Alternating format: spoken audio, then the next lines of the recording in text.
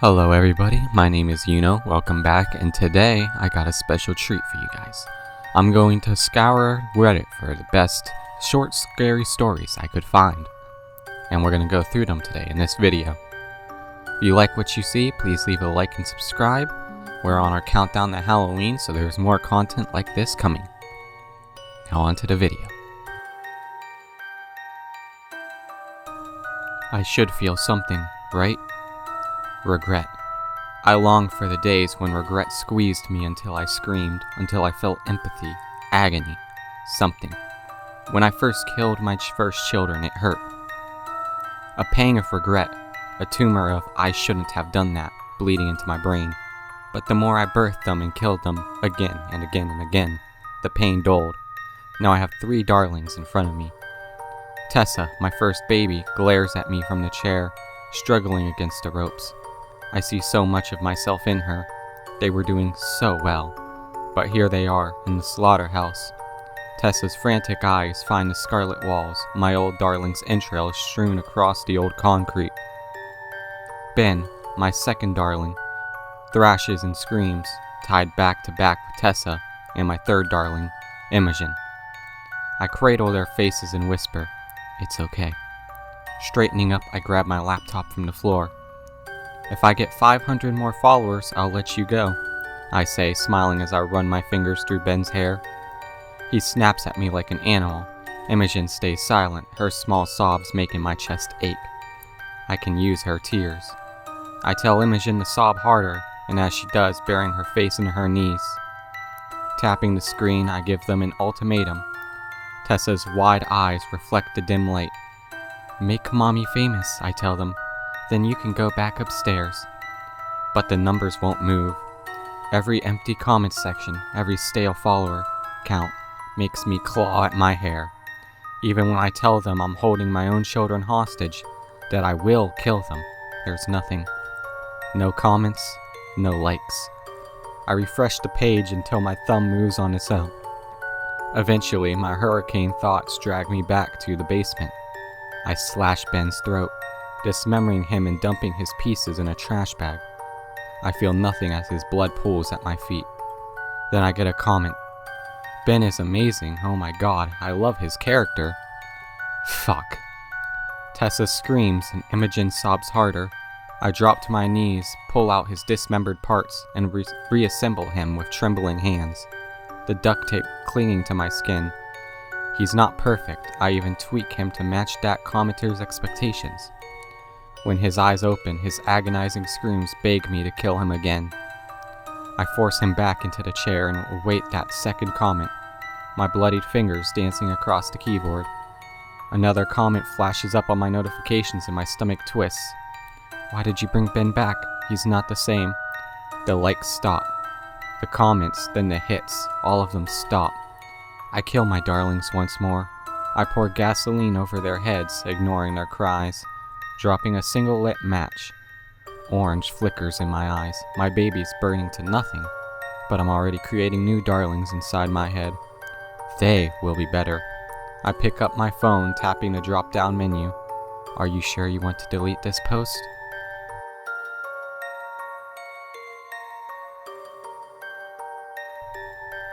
"If you ever need help, put a letter in the mailbox," the old woman had said. She was pointing to the old, weather-beaten mailbox attached to a post in front of an abandoned house across the street from the park. She'd seen the bruises on my arms and legs while I was playing, which prompted her to stop me and ask if I was okay. I told her I was, and that's when she told me about the mailbox. I didn't think anything of it until 2 weeks later when my mother's boyfriend broke my arm. He of course said it was an accident, and my mother corroborated his story to the hospital staff. Knowing my mother wasn't going to stand up to him, I decided to write a letter and put it in the mailbox, like the old woman had instructed. I wrote the letter to my dead grandfather, who'd passed away 3 years earlier. In it, I told him how much I missed him and how horrible my mother had become. I also gave him detailed accounts of all the times her boyfriend had used me as a punching bag whenever she wasn't around. Putting all of that down on paper actually did make me feel a lot better, which made me wonder if that was the old woman's point.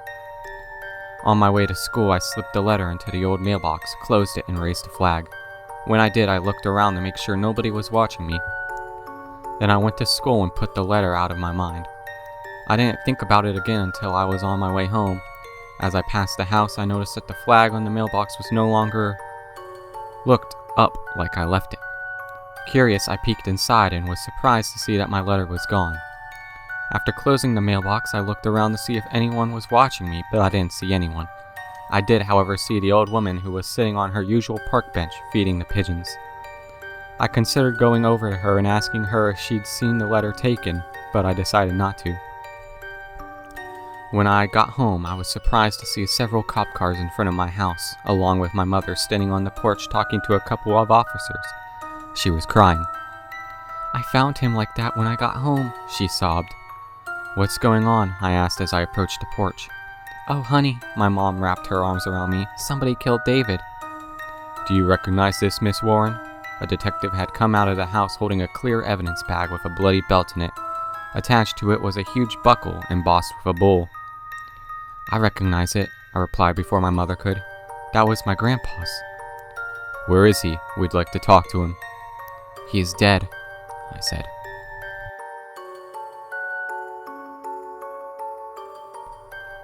"Look!" Todd pointed at the armadillo carcass lying on the side of the road. When we reached it, he nudged it with his toe. "It looks fresh," he remarked. "Maybe you should take it home so your mom can fry it up for dinner," Marcus said. "That sounds like a great idea," Todd replied sarcastically. "Do you mind holding it for me?"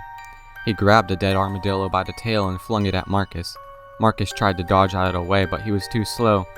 The armadillo struck him in the center of his chest, splattering his shirt with blood and bits of flesh. "You asshole!"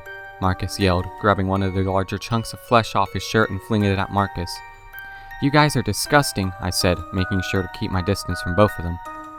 "You owe me a new shirt," Marcus pointed a finger at Todd. "I don't owe you anything," Todd pointed his finger back at Marcus. That's when I noticed the sores on Todd's hand. "Dude, what's wrong with your hand?" I gestured. Todd held his hand up before his face. "What the fuck?" he gasped. As he stared at his hands, new sores appeared. Before long, his hand was covered in oozing ulcers. "It's spreading," I said as I watched new sores start appearing on his arm. "Oh shit!"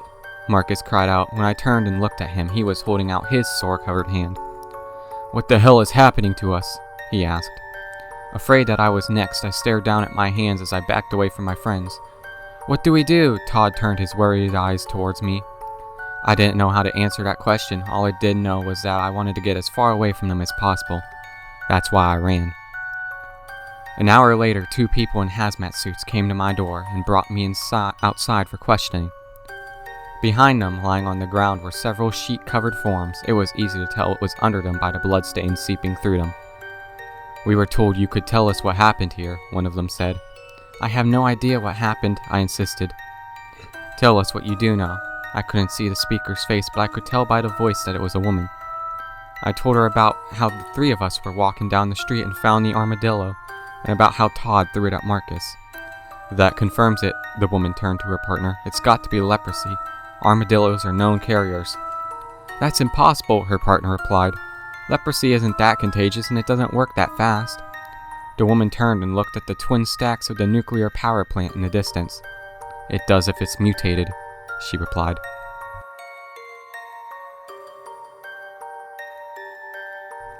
It was my idea to camp out here. I barely had to convince others. We were thrill seekers, almost bored to death in the summer break. Chasing the urban legend of skin weavers was an idea that was unanimously agreed upon. We pitched our tents in the heart of the Wolf Pine Hollow, deep enough that the signal was spotty at best, though we had brought walkie-talkies since we had intended to split up and explore. There were 5 of us: Mike, Jason, Carly, Beth, and me. We arrived late in the afternoon, the first evening passing uneventfully, roasting marshmallows, sharing lame horror stories. Mike joked about one of us being snatched by a skin weaver during the night. The next morning, Mike was gone. Carly was sick with concern. "We should call for a search party." I laughed it off. "You're such a worrywart, Carly. Bet he's out there in some cheap costume and attempt to scare us as we go looking for him. I won't be playing his game." Beth chimed in. "Let's give him a few hours before he comes back bummed that his prank failed." But as dusk settled, it became clear Either Mike was genuinely lost, or he was really committed to scaring us. Either way, we couldn't wait any longer. "Alright, we need to find him now," I said, standing up. "Knowing Mike, he's probably wandered off and gotten himself turned around," Jason chuckled, stretching. "Or who knows, maybe a skin weaver got him. You know the legends, right? They wear your skin, and the Mike we find out there could just be one of them, pretending to be him." Beth smirked, clearly amused. "Great, now I'll be second-guessing everything he says." I laughed along, but Carly's face went pale. "That's not funny, Jason." "Relax, Carly," Beth said, nudging her. "It's just a dumb joke." Carly shook her head, clearly unsettled. "I don't care, let's just find him, okay?" We grabbed our flashlights and walkie-talkies, splitting up to cover more ground. Carly stuck close to Beth, refusing to go off on her own. The woods seemed different now. What had been quiet and peaceful earlier had turned ominous under the fading light. After a while, my walkie crackled to life. Jason's voice broke the silence. "Nothing on my end. You guys see anything?" Beth's voice followed. "No sign of him. Carly's a little freaked, but we're fine." I heard it. A voice faint, somewhere up ahead. "Help." The tone was flat, emotionless, like a recording on repeat. "Colin, what about you?" Jason asked. "Yeah, nothing on my end either." I turned the walkie-talkie off and head towards the direction of the sound. As I broke through the tree line, there it was, a towering figure draped in Mike's skin, the grotesque thing that lay beneath, shifting and writhing. The skin weaver. It lunged, but I was faster. I tore through it, ripping apart skin and muscle as if it were paper.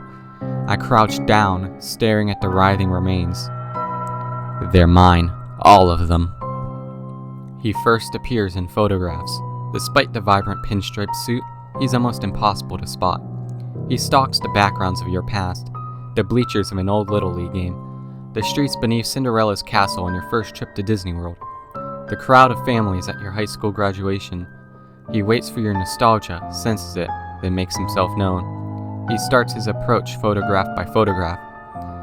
He closes the distance between himself and the camera in the same Little League game.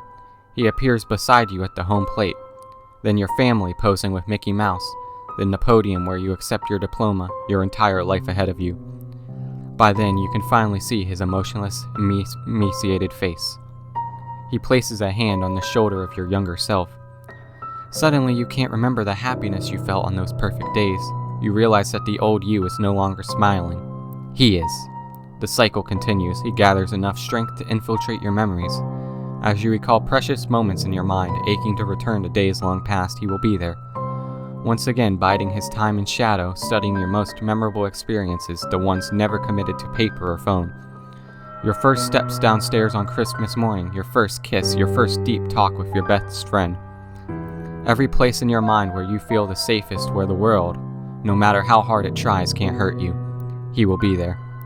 Inching closer with each memory relived until you are staring into his bulging eyes, his horrible, crooked smile. He will not care where you are. He will tear you from your lover. He will push your best friend aside. He will drain the color from your dreams until he is finally close enough to place a hand on your shoulder. The memory will fade and he will laugh.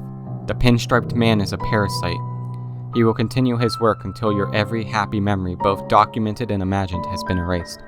You will be left with an insurmountable sadness, crippled by grief.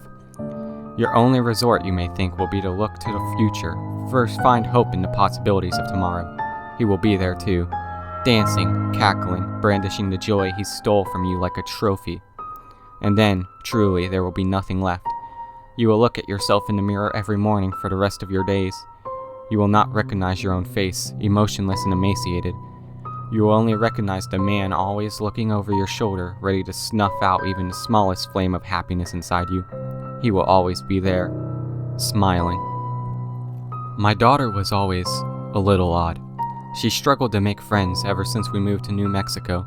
Other children called her weird. When I tried to arrange playdates with other kids from her school, she'd sit in her room reading ghost stories and refuse to come out. Frankly, I didn't know how to help her.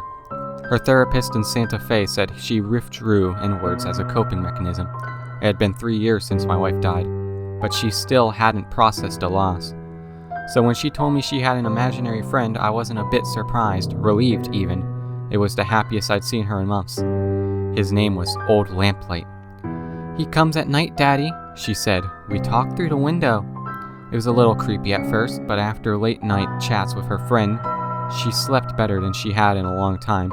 I thought maybe she was finally healing, until I dug a little deeper. What does old Lamplight look like? I asked one morning.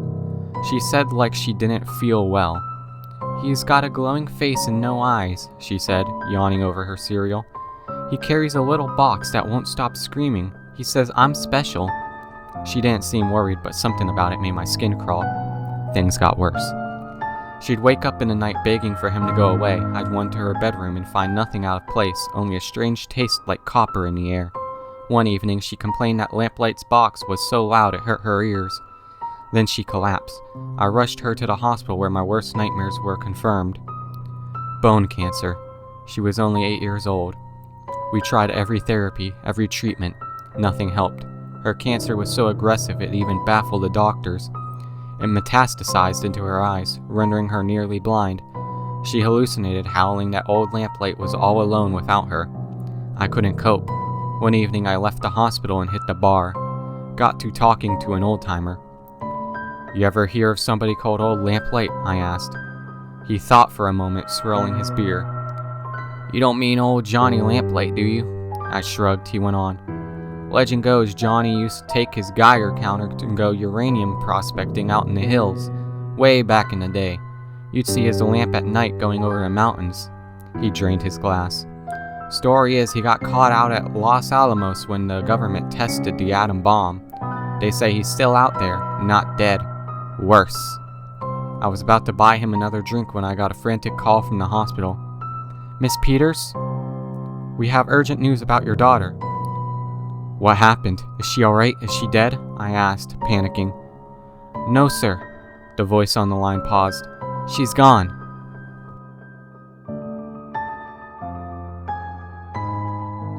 That'll be it for today, guys. I hope you enjoyed the stories that I have found. If you could let me know in the comments which one was your favorite. And hey, if you liked the video, maybe leave a like down below, and hey, maybe even subscribe. We're on our countdown to Halloween, and I've got about 3 more videos in the works. So, if you want to stay tuned for that, don't forget to check back and maybe check out my other videos. Have a wonderful day.